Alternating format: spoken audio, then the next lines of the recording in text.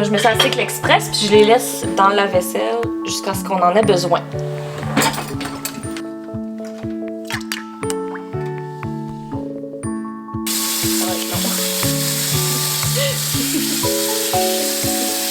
Là, je viens de mettre la marmite d'eau bouillante à chauffer, que vous pouvez voir est bien pleine. Puis, petit truc, moi, je mets toujours une cuillère à thé de vinaigre. Oh, le pot est pour ouvert.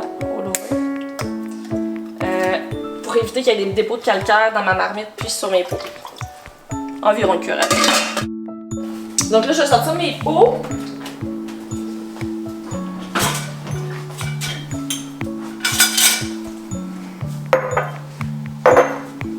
On va mettre les ingrédients à l'intérieur. C'est une question de timing, le canage. De tout partir au bon moment. Puis d'être prêt pour chaque étape.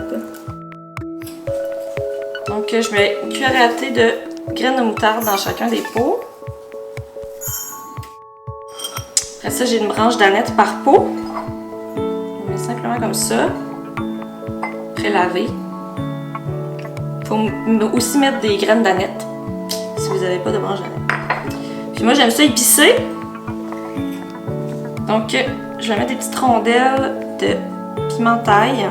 On peut prendre n'importe quel piment ou bien des flocons de piment.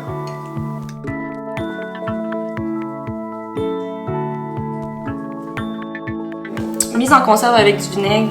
Toujours regarder 5% d'acide acétique.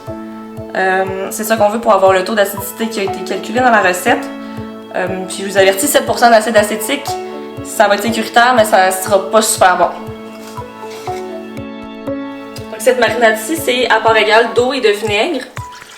Donc là, j'ai versé ça ici dans ma marmite. Ça dépend vraiment de la quantité de peau que vous faites. Puis on va porter ça à ébullition. Pas oublier le sel.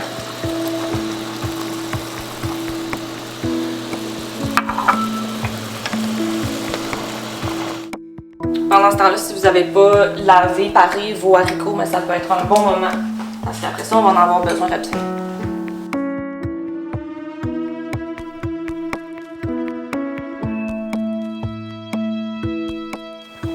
On va attendre que ça reboue, si ça se dit, que ça revienne à ébullition. C'est pas mal revenu à ébullition. Je vais les retirer.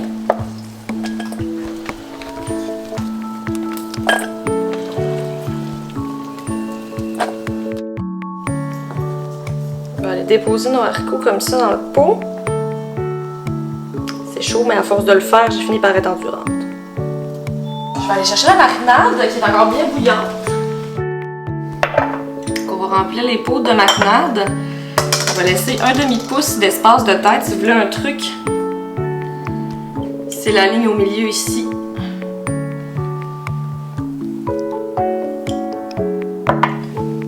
J'ai mon entonnoir.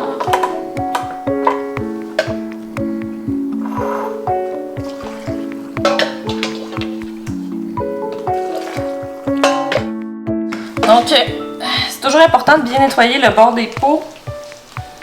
Je le fais avec du vinaigre parce que ça fait partir le gras et le sucre. Là, dans ce cas-ci, on n'en a pas, mais ça reste important. Je vais prendre un ustensile en plastique. On essaie d'éviter le métal pour pas fragiliser les pots. Donc, c'est juste important d'aller brasser un peu comme ça pour enlever les bulles qu'il peut y avoir. J'ai mes couvercles bien chauds. Je vais déposer ici. On va venir mettre les bagues sur les pots. Donc le truc d'une main. On vient visser comme ça ici. Jusqu'à avoir une résistance. Une fois qu'on a une résistance, on va faire un quart de tour supplémentaire. Ma marmite est bien bouillante. Déposer les pots.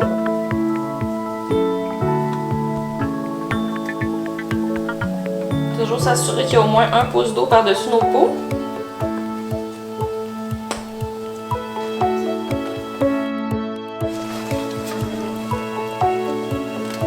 On va remettre le couvercle. fois que ça bout à gros bouillon, on va démarrer la minuterie. On va mettre ça 10 minutes. Donc mon 10 minutes est terminé. On va fermer le rond. Puis on va attendre 5 minutes. On va sortir le pot. Bien droit.